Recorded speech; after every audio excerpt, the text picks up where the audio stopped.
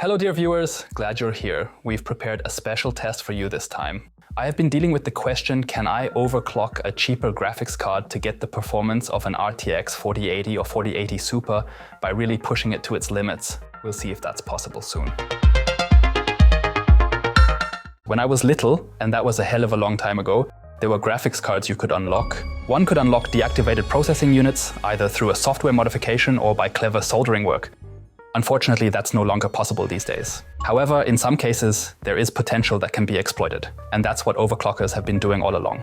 Some models are great for overclocking, and I'd say a 4070 Ti Super is one of those. Because it's a scaled-down GPU, it's well suited for this. The kicker? On the 4070 Ti Super, NVIDIA's second largest graphics core is used, the 8103. There are exceptions, but more on that in a moment. 8103 means you're basically getting the chip of the RTX 4080 or 4080 Super, but with disabled compute units. And these disabled units, you can't get them back. But you have to, to reach the computing power of the bigger cards here, you have to overclock them. And that is indeed possible. So that these are not just empty phrases, I'll show you the spec here of the participating graphics cards. So in the following benchmarks, because it is very interesting. Take a look at the fourth position in the table, the RTX 4070 Ti Super, which is a base version. As of now, it is available for around 800 euros. And honestly, that's really a lot of money. However, for the jack of all trades in the NVIDIA portfolio, it is actually quite a nice price because you get what you want for high-end games. And as I said, the question is, can I buy a card like that and then tweak it to the level of the sisters, which are about 150 euros more expensive? What you essentially need to do is increase the clock speed, particularly of the core, and the memory as well. That doesn't really hurt either, since there's a significant difference between that and the 4080. That is because on the 4070 Ti Super or TS, as I'll often call it in this video, only 8,448 FP32 shader units are actually active. Of the total 10,240 available FP32 shader units, you can see it on the left. Only the 4080 Super has 10,240 units. That's the fully built 8103 chip. You can't get more with this chip.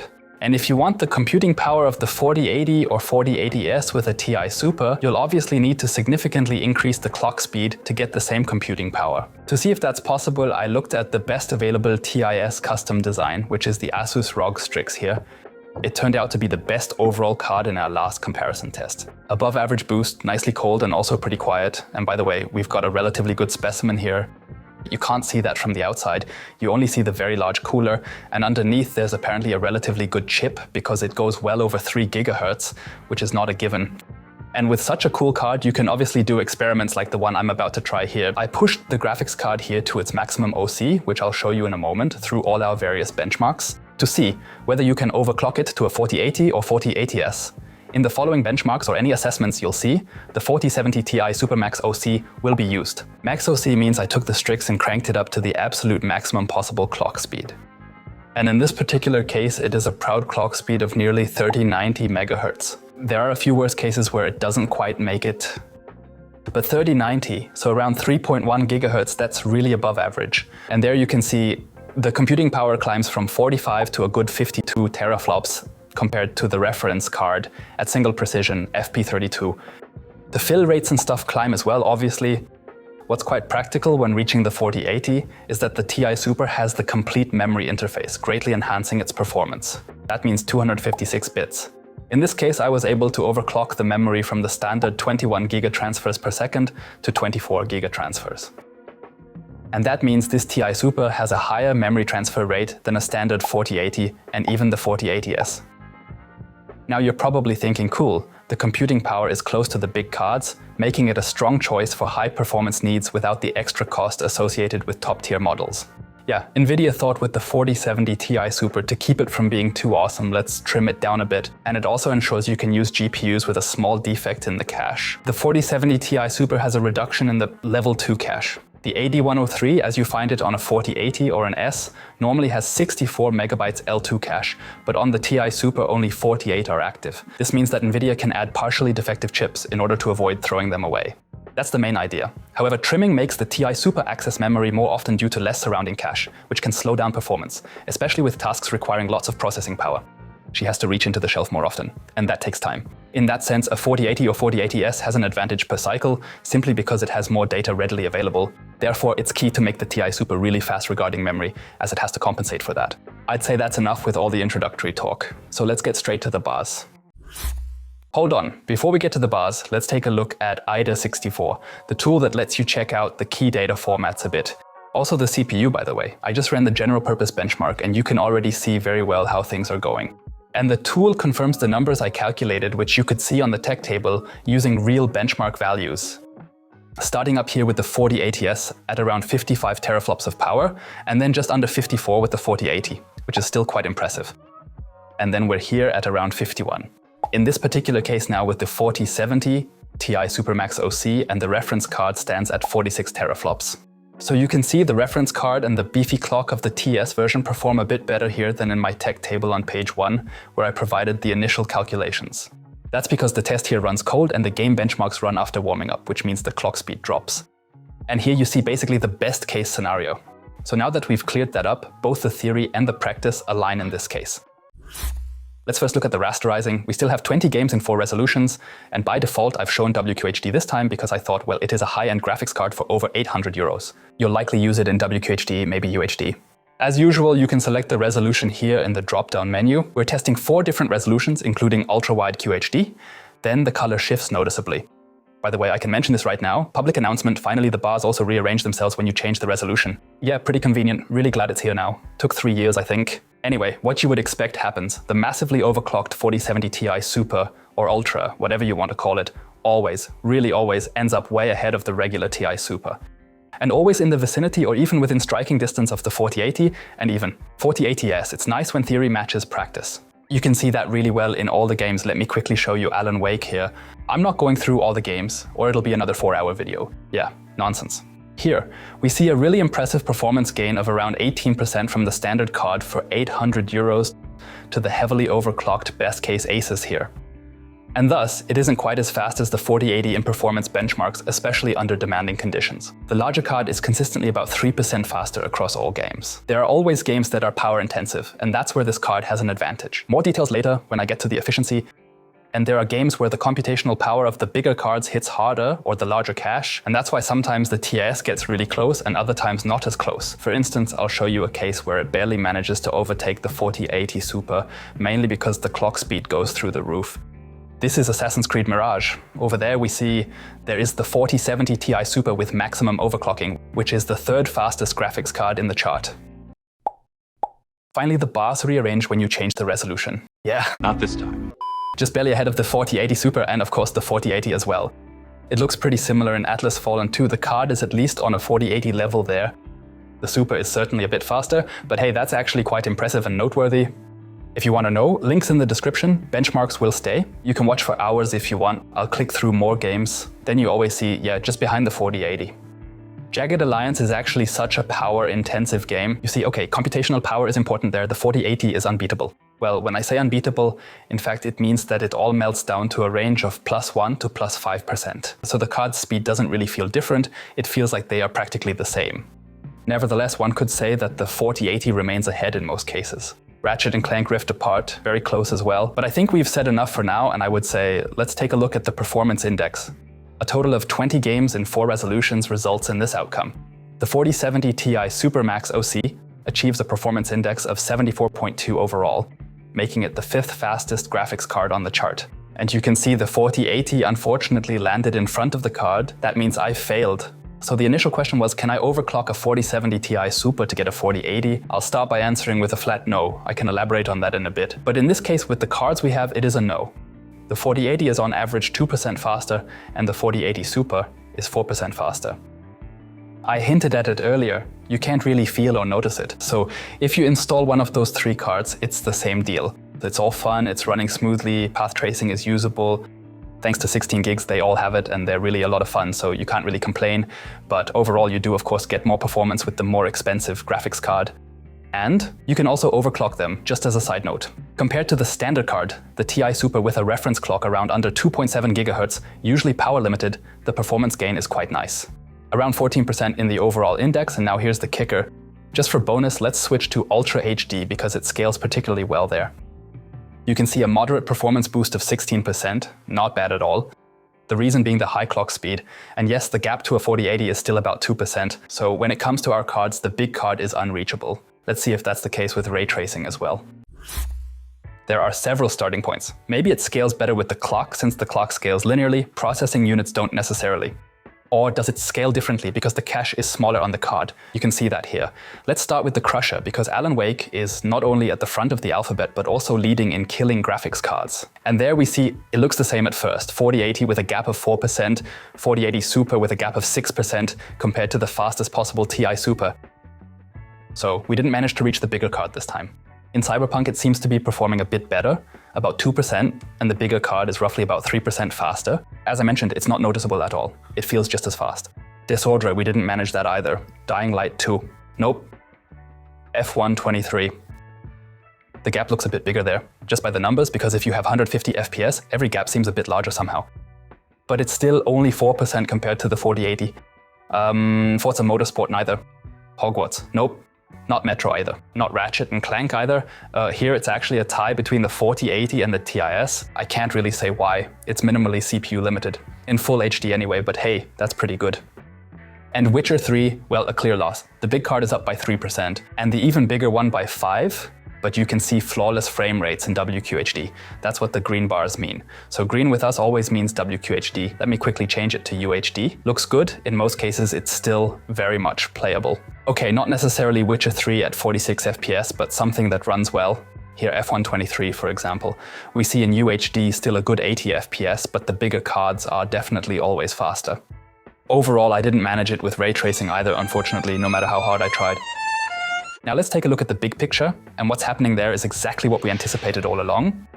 So first, all Radeon cards are dropping, they go down in rankings, GeForce cards climb up, simply because of ray tracing. You know it as loyal viewers, this is NVIDIA land. In this context, the 4070 Ti Ultra or Max OC, whatever you call it, at least achieves rank 4 in the overall ranking.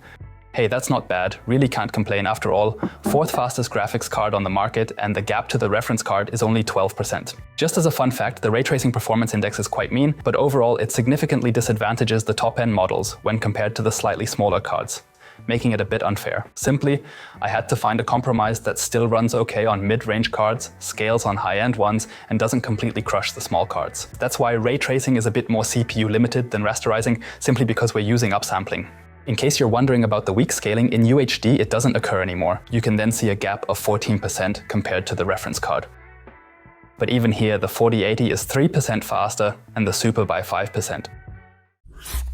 Alan Wake 2 with ray tracing isn't tough enough for you? Then you can still turn on Pathtracing. That means maximum lighting quality, reflections, super beautiful. One of the best looking games out there right now.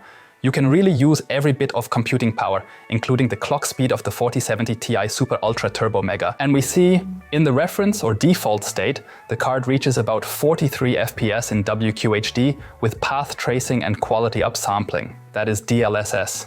So there are a few tricks in place to keep the game running smoothly. But 43 is not really smooth, so with maximum acceleration, what do you get? A performance boost of 13% to around 49. You can see here it scales quite well, and that is noticeable in this case, it makes a difference.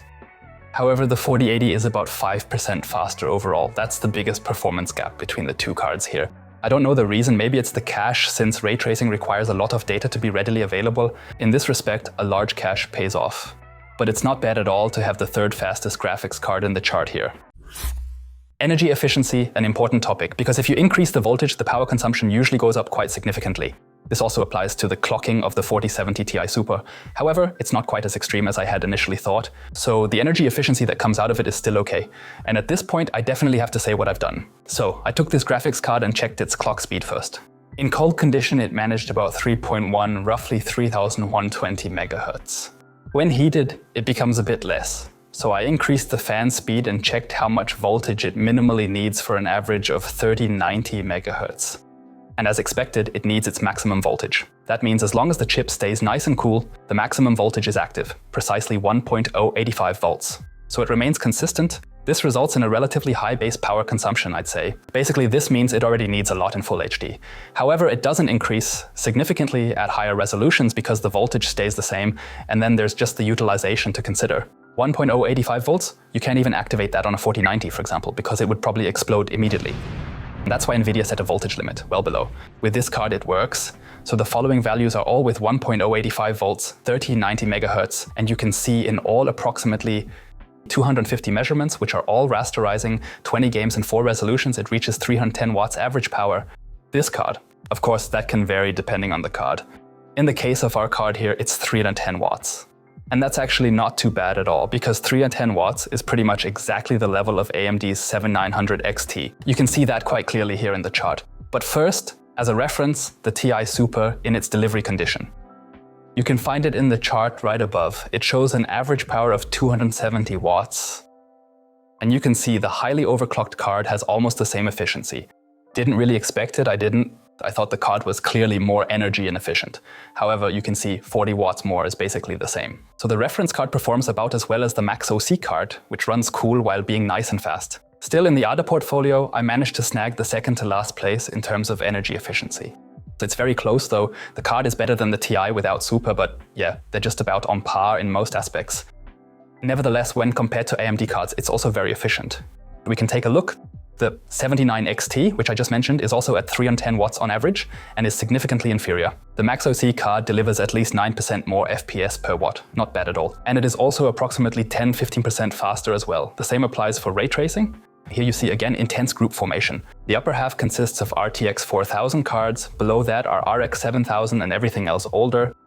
And here too, I am proud to officially announce, I have somehow managed to build the most inefficient RTX 4000 graphics card ever created. Down here we see the TIS Max OC at the bottom of the ADA portfolio and as mentioned, still at 310 watts. That isn't nice. But the regular TI Super only has about 2% more energy efficiency. In that respect, not a bad record, but still, this overclocked card is the least efficient. Conclusion after hundreds of measurements, can I create a 4080 or 4080 Super based on a highly overclocked RTX 4070 Ti Super? Yes and no. In the case of my measurements here with the reference cards I have, it's like this, I just fall short.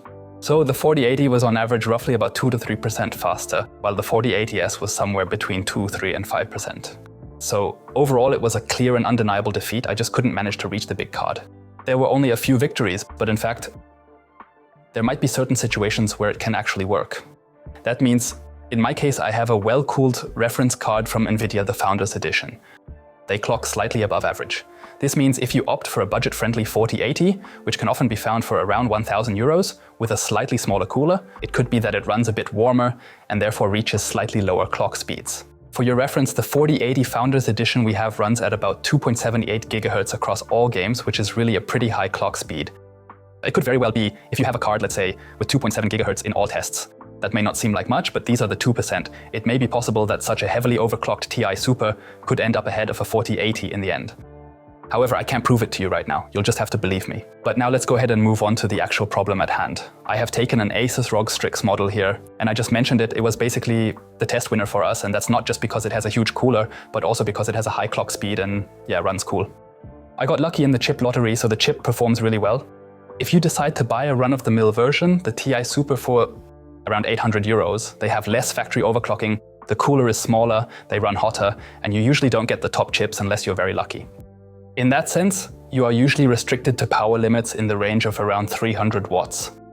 This card can reach up to 366 watts, often needed for ray tracing in games like Metro Exodus. Generally, 310 watts is seen as the standard average for usage.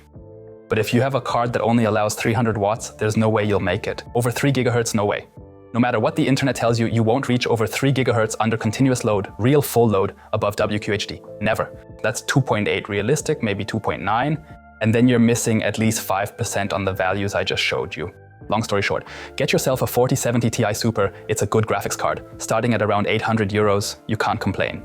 However, if you want the performance of the 4080 or 4080 Super, then go ahead and invest the additional 200 euros with confidence, because such an affordable 4080 Super can be yours for as low as 999 euros right now. And you don't have to whack it with a club and hope that it's sturdy enough. You get the performance and you can also overclock this card. But not by around 15% like we just did here, but maybe by something between 5 and 10. And hey, then you get the second fastest card on the market. Not bad. One thing I want to mention is that interesting things are happening in the market right now. There are 4070 Ti Super models that have appeared based on the AD102. If that doesn't ring a bell, the 102 is the chip found on the 4090 and 4090D. It's only available in China. This is NVIDIA's top chip. However, on the 4070 Ti Super, you don't get all the shader units because it's still supposed to be a Ti. Only 8,448 shaders are active, meaning half of the chip is idle. It does absolutely nothing. The cache is lowered to the usual 48 megabytes. So the whole graphics card is still a Ti Super. The reason I'm telling you this is so you can specifically look for such a graphics card. I don't yet know exactly how to identify them. Some are called V2, but it's difficult to say at the moment. You can keep an eye on that. Anyway, a big chip is potentially easier to cool than a small one because you can attach more heat pipes to a big chip. They absorb the heat. So if you have a small chip, you can fit 2 heat pipes on it. If you have a big chip, you can probably fit 4 heat pipes on it. Then the heat dissipates better. And it might be, if you don't get the highest quality chip, because that's basically scrap material, you might still get the performance of the 4080S. If you work on them with the club. I'll see if I can get my hands on such a card. So what do you think? Was this a cool experiment that we should do more often, or was it just a waste of time because you already knew all of this? I also thought I knew it, but as it seems I was wrong. Share your opinion in the comments, and if you have questions about this or other graphics or PC topics, then bring them on using the tag AskPCGH. We're looking into that, and we will definitely make another response video soon. See you next time. Bye.